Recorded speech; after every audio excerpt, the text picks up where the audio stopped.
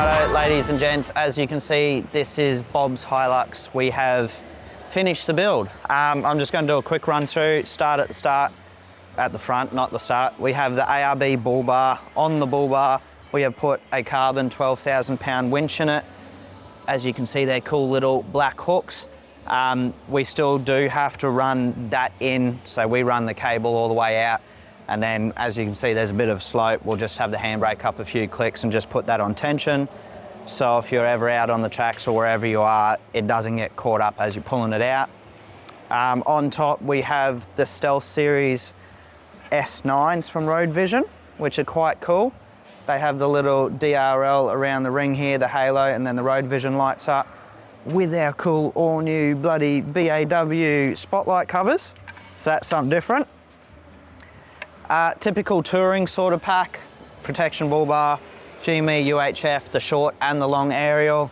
It is an XRS unit, so got all the capabilities in that.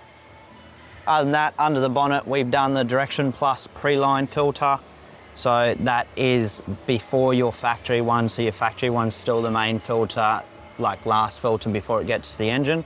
That way it doesn't void any warranties and whatnot. Winch isolator just down here. If you're going out for a day forward driving or somewhere, just pop your bonnet, leave it on.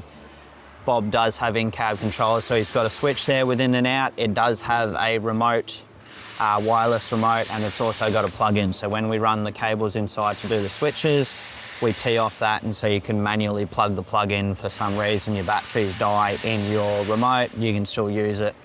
On this side, we got the Safari Armac snorkel. I think they look quite good on the Hilux. They follow the body lines, they don't look too big and large. Underneath the car, we've done a Petters GVM, so I think it's 3650, 3680. So Petters did that. It is an SSM pre-rego thing, so that's all done. It's wrapped in some Razor Maxxis tyres on some ROH hammers. Nice, cool looking little wheel and tyre package. Nothing overly big, still legal. It's just 2-inch 32s. Just got to keep in that legal space, business-wise. ARB side steps, just the steps. Customer didn't want to do the rails, just didn't need them. They just wanted some steps. And then we'll just slowly work our way back. As you can see, we have a front runner roof rack with a Darchi shower tent. So he just unfolds, unzip him. Look at that, you've got all your room for showers. If you're nice and short like me, you can adjust all the heights and whatnot. Roll it back up, job done. It does have an LED strip in it with just like a USB cord. So Bob can just bring his strip down here, plug it into one of his USBs in his system that he's got here, and then happy days, he'll have light at night. So as we come back, you can clearly see Boss Aluminium tray and canopy package. It's got the big Boss power system, so the TVMS unit in it. Everything is coming through this unit, so you can do all your lights, water pump, fridge, power to the tent up top, water levels, temps for your fridge, so everything's through that. Couple of drawers just for storage and whatnot. You can get a little short half drawer here. Bob didn't want that one, so we just left it as is. All central locking throughout the canopy, through the toolboxes, and through the trundle drawer, which you can just lock him up like that. So big trundle drawer, and on the new Boss systems, they have a lockout, so if you're on the hill, they can't fall in. And they're just two little tabs on the side, and off you go. You can either have spare wheel, jerry can, whatever you want. They do a bunch of different options. The Boss rooftop tent and the Boss awning. Fully freestanding awning, all Australian made. Quality's very, very, very good. We like it, offers a lot of shade, matches up with everything, just keeping that BA theme. Back on this side, we got an ARB compressor in there, just so Bob can have some air for if he's on the beach, he can blow his thongs off and whatnot, let tyres down, pump them up, do all that stuff.